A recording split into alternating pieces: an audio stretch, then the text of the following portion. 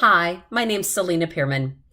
I've been asked to journey with you through a series of conversations to build on the emotional intelligence training that was done for the social services team last year and brought to you by an initiative from the Employer of Choice Committee earlier this summer to build on that EQ work and add in some conversations about change and transition, along with communication across multidisciplinary teams, connected to how we continue to support each other as professionals and collaborate to an even higher level, even when resources are strained and times are difficult.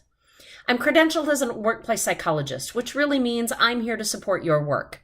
I have the opportunity to spend time with lots of different people in different kinds of organizations, looking at what is happening within their workplace setting and helping people learn what they need to learn and add the tools for their toolbox that will help them serve others even better.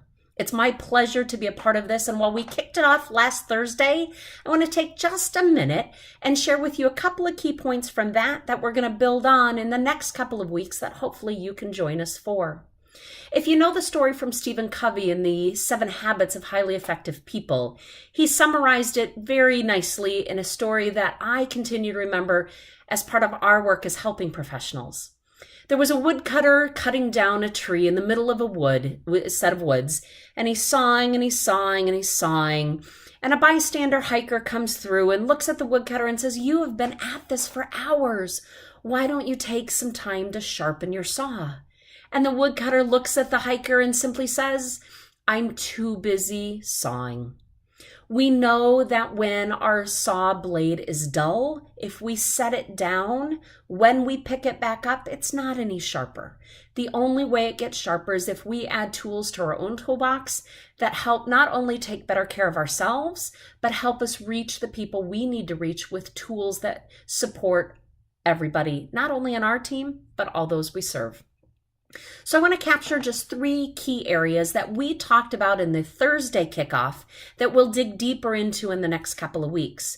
Even if you weren't able to attend the Thursday kickoff, come join us for the conversations, the activities, and the resources that we want to lift you up with in the next couple of weeks. When we look at managing change and responding to change in organizations today, I want to cover just 3 brief areas for you in this video segment. Number 1 is triggers and hot buttons. People will say to me, "That frustrated me," or "It made me sad," or "I didn't like this." We know that there are a range of emotions that happen to us as employees at work. Emotional intelligence helps us understand this. How am I feeling? How am I managing it? What am I reading for other people? And how do I reach out?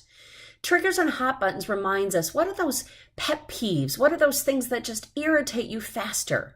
Remember, with especially email and text message communication, without the nonverbals, we tend to read the message in the voice we perceive it was typed in. I get an email, and if the relationship's been a little crunchy, I reply and go, "Well, meet, reply all," right? So we have this opportunity to watch for those things that just might set us up a little bit with more frustration. Maybe it's a keyword in an email. Maybe it's a certain phone number that you recognize on your phone that you're like, "Oh, I just don't know if I can answer this phone call today." Maybe it's just frustrations that when you walk into work and blank has already happened, you know it's going to be a really long day. There's tough stuff that happens in our professional work. What we need to understand also as caregivers, and when we're serving others, we need to know those things that just are frustrating for us, or those things that limit us from being the kind of helping professional we want to be. So pay attention to triggers and hot buttons, and we're going to dig into those a little bit more in the coming sessions, but just think about maybe some of those places, those times where you're just most at risk from not being that kind of professional you want to respond as. Number 2, when we look at change management and responding to change better in organizations, the stories we tell are critical. The story of change, the story of fear, the story of uncertainty, and even the story of hopefully some acceptance. We go through different stages, which I'll talk about next, but the story we tell with those stages is really important. What we share with each other, what we share with our patients, what we share with families, what we share with coworkers and other departments really becomes critical that we pay attention to that voice and that we understand that message we're sending. I always remind folks that we need healthy places to vent. When dramatic change has happened within our department, when we've had a resignation that we didn't want to hear about, when there's been change, we need to understand that we need to vent that. We need to get it out and process it and think about it. We also know that when I look at all sorts of workplace behavior, there's a difference between venting and stirring the pot, right? I can vent, but if I keep telling the story to many other people, I'm now pretty much more stirring the pot, not just venting. There are all sorts of serious issues that hit us different ways, especially during this times of change.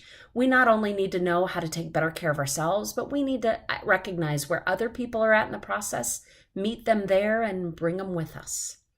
That leads us to the third point that we covered on Thursday. Many of you in your own training are familiar with the Kubler-Ross model of the stages of grief. We've been trained on it. We work with patients and families and clients through it. What we also know is it applies to the workplace.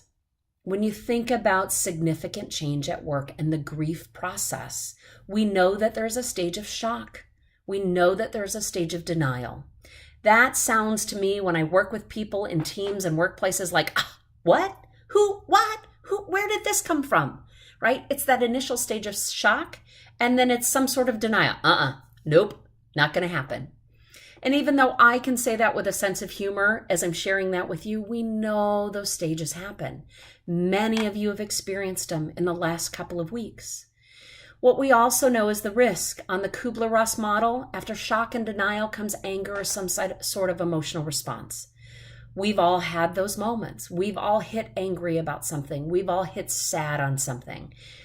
Those are the moments we have to choose as professionals, no matter what our role is, how we move through it. You can probably all think about somebody along the line that you've known in your career that got stuck at angry and stayed for years. I want us to be able to better recognize it, to at least own it. People say to me all the time, Selena, that ticked me off at work. I'm like, okay, own it. That made me mad. I'm upset. It's what we need to do for each other at work too. Hopefully, using the Kubler-Ross model, we can understand that shock, denial, and anger or some sort of emotional process are part of those steps. Because then we usually get to a reflection and bargaining stage like, well, if they're going to do that, then I'm going to do this. Some sort of negotiation process.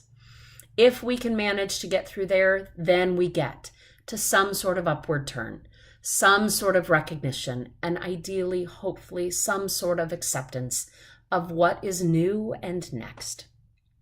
These weeks have been tough. They come on top of difficult months recently as well. We know that change is a series of transitions. Often we treat change as an event, that it's supposed to be done and we move on. But it's really a series of transitions at work.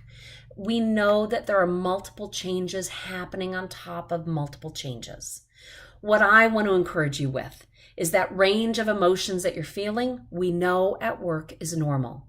As helping professionals, we need to recognize it ourselves and how not only do we help ourselves, but how do we help the people around us work through those step by step. Please come join us the next couple of weeks for the sessions. You'll be seeing the schedule and the location and the times.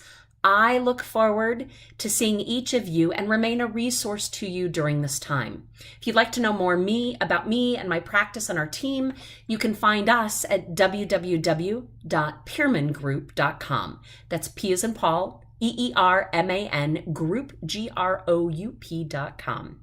You'll see me soon. Please feel free to check in the office with Anna or Josh if you've got any questions about the upcoming sessions or reaching me, and I will see you soon.